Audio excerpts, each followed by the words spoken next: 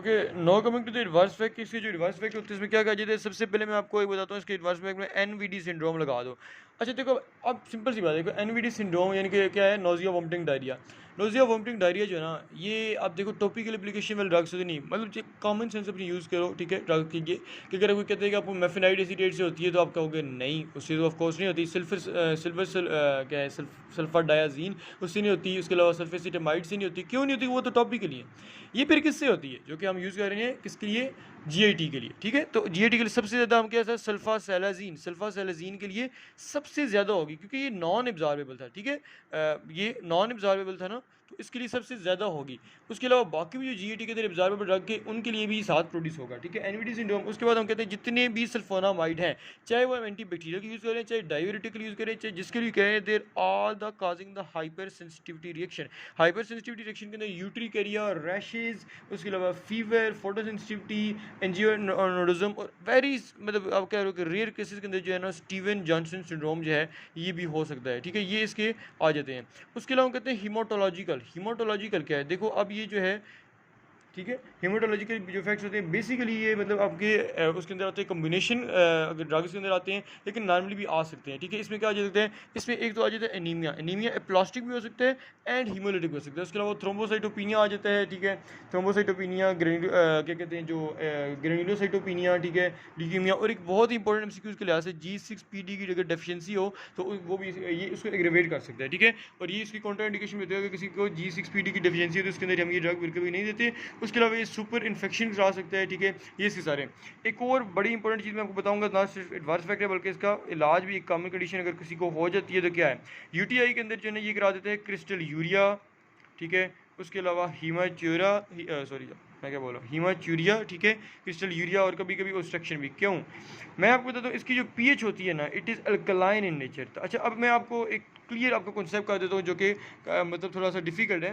देखो, नॉर्मली हम कहते हैं कि अल्कलाइन अगर कोई ड्रग है तो उसको अपनी बॉडी में प्रिजर्व करना है, तो you have to provide the alkaline pH, ठीक है। और अगर किसी ड्रग को अल्कलाइन है, ठीक है, आपने उसको ठीक करना है, तो आप उसको एसिडिक इन्वायरमेंट प्रोवाइड करेंगे, अमोनियम क्लोराइड दोगे।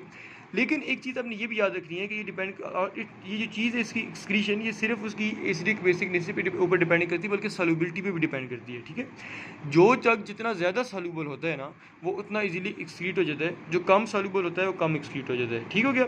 दूसरी बात, इससे अपोजिट है, लेकिन बात इस तरह की, जिसके ऊपर चार्ज ज़्यादा होगा, वो वहाँ पे जाके, अब देखो वहाँ पे जाके वो साल्ट भी तो बनाते हैं ना, पॉजिटिव और नेगेटिव आपस में अट्रैक्ट भी तो करते हैं, ठीक है। मैं बातें लिख नहीं रहा, लेकिन मेरी बातों पे फोकस करो कि जो बातें जो हमारे पास opposite charges attract each other.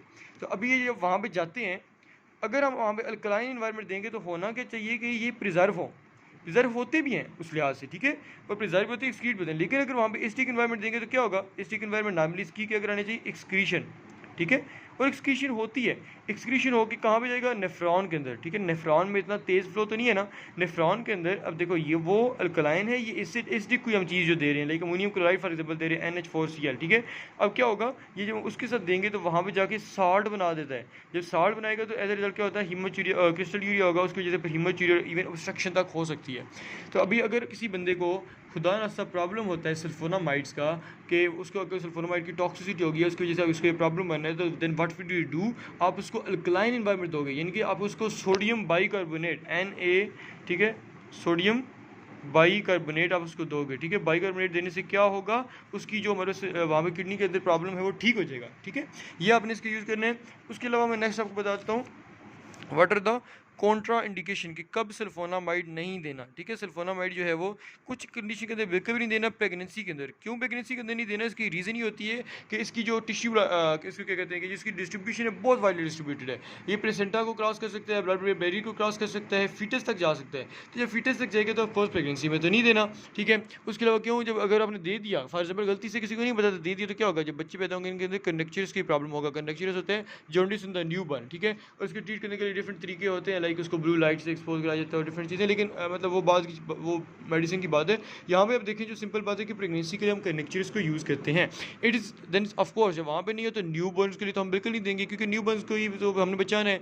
इसके अलावा मैंने बताया था, इट इज़ कॉल्ड G6PD, यानी कि ग्लूकोज 6 फॉस्फेट डेज डेफिशिएंसी, ठीक है। तो अब उसकी डेफिशिएंसी अगर ऑलरेडी किसी बंदे को है तो उसके लिए भी आपने इसको बिल्कुल नहीं देना, ठीक है। उसके अलावा कहते हैं जो हमारे पास नर्सिंग मदर्स होती हैं, ठीक है, जो कि ब्रेस्ट फीडिंग करती हैं उनको भी आपने नहीं देना। क्यों? क्योंकि उनके लिए भी क्या होगा, उनके थ्रू न्यूबॉर्न के अंदर जाएगा या फिर जो बच्चे हैं उनके अंदर जाएगा, इन्फेंट्स के अंदर जाएगा, तो एज रिजल्ट प्रॉब्लम हो सकता है। ठीक है, उसके अलावा अगर किसी बंदे का रीनल फेलियर है तो उसको तो बिल्कुल भूल के भी नहीं देना। मैंने अभी आपको इससे पहले बताया है, अगर किसी को रीनल फेलियर होगा तो क्या होगा, उसके अंदर क्रिस्टल यूरिया के चांसेस और ज़्यादा होंगे, उसका रीनल फेलियर की कंडीशन जो है वो एग्रेवेट कर जाएगी। ठीक है, ये सारी बात जो थी आज सल्फोनामाइड्स का, hope you understand it. Thank you so much.